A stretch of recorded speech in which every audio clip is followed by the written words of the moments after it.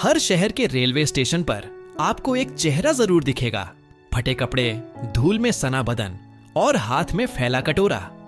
लोग उसे नजरअंदाज करते हैं, लेकिन हर चेहरे के पीछे एक कहानी होती है। यह कहानी है शंभू की, रेलवे स्टेशन का भिखारी। कभी शंभू भी किसी का बेटा था, किसी का भाई। बिहार के छोटे से गांव से आया था सपने लेकर कि मुंबई की गलियों में कमाएगा और घर पैसे भेजेगा। लेकिन किस्मत ने उसके साथ खेल खेला। मुंबई आया तो फैक्ट्री में काम मिला। शुरुआत अच्छी थी, लेकिन एक दिन मशीन में उसका हाथ आ गया। इलाज के पैसे नहीं थे, मालिक ने निकाल दिया और शंभू वहीं सड़क पर आ गया। रोज स्टेशन पर बैठता, हाथ फैलाता। लोग आते जाते, कोई सिक्का डाल देता, कोई मुंह फेर लेता। शंभू के लिए दिन और रात में अब फर्क नहीं था। सिर्फ पेट भरना ही उसकी जिंदगी का मकसद बचा था। रेल की सीटी बजती, गाड़ियां आती जाती, लोग अपने सपनों के शहर जाते, लेकिन शंभू वहीं का वहीं रह जाता, प्लेटफॉर्म नंबर 3 पर। कभी कभी वो खुद से सवाल करता, क्या मैं इंसान हूं या बस गाड़ियों के शोर में खो गई एक आवाज। फिर एक दिन उसकी किस्मत दोबारा उससे टकराई। एक बच्चा करीब 10 साल का प्लेटफॉर्म पर रोता हुआ मिला। कपड़े मैले थे और वो खो गया था।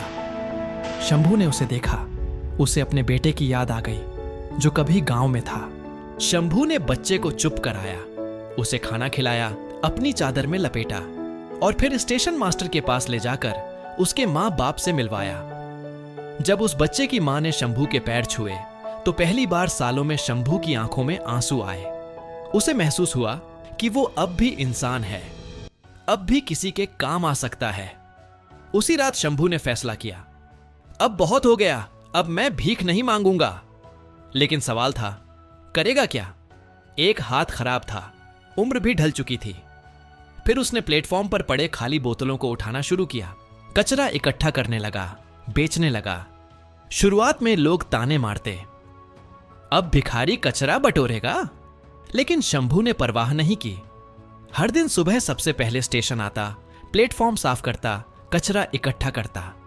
रेलवे पुलिस ने भी उसकी मेहनत देखी और उसे छोटा मोटा सहारा दिया। धीरे धीरे शंभू ने दूसरे भिखारियों को भी समझाया, भीख मांगने से अच्छा है मेहनत करो, प्लेटफॉर्म साफ रखो, बोतलें बेचो। कुछ ने उसकी बात मानी और उसका साथ दिया। अब शंभू अकेला नहीं था। प्लेटफॉर्म नंबर 3 पर एक छोटी सी टीम थी जो सफाई करती, बोतलें इकट्ठा करती और अपनी रोजी कमाती। 1 साल बीता। शंभू ने अपने पैसों से एक छोटी सी चाय पानी की ट्रॉली खरीद ली। अब वो प्लेटफॉर्म पर यात्रियों को चाय बेचता। लोग भी अब उसे सम्मान से देखते। ये वही शंभू है ना जो पहले भीख मांगता था? हाँ, वही शंभू। लेकिन अब उसकी आंखों में चमक थी, सीना तानकर चलता था।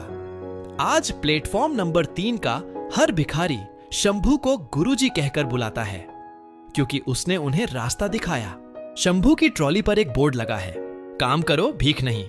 आज जब कोई बच्चा स्टेशन पर खो जाता है या कोई बुजुर्ग थका हारा बैठा मिलता है तो लोग कहते हैं, शंभू भैया के पास जाओ, वो मदद करेगा। शंभू अब सिर्फ एक चाय वाला नहीं है, वो रेलवे स्टेशन का फरिश्ता बन चुका है। वो जो खुद टूट गया था लेकिन अब औरों को जोड़ता है। और जब कोई उससे पूछता है, शंभू भैया आपको किसने बदल दिया, तो वो मुस्कुराकर कहता है, मैंने खुद को उठाया, रेलगाड़ी की सीटी ने नहीं, मेरे दिल की आवाज ने जगाया। रेलवे स्टेशन के शोर में एक आवाज गूंज थी, शंभू की। लेकिन आज वही आवाज हजारों के दिलों तक पहुंच चुकी है। कहानी अच्छी लगी हो तो सब्सक्राइब करें ऐसे और कहानियों के लिए।